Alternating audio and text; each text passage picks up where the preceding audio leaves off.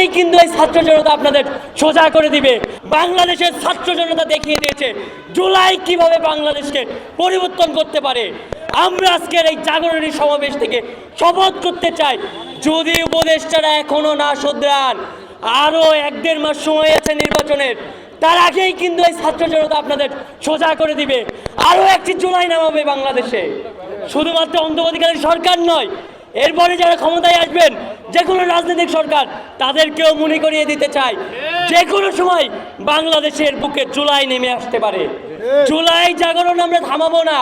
আমরা প্রতিজ্ঞা করতে চাই জুলাইয়ের স্পিডকে ধারণ করে বাংলাদেশের প্রত্যেকটা ক্ষেত্র থেকে দুর্নীতি, চাঁদাবাজি এবং দুর্বৃত্তায়ন দূর করতে চাই। ছাত্র জনতা সবসময় সোচ্চার আছে।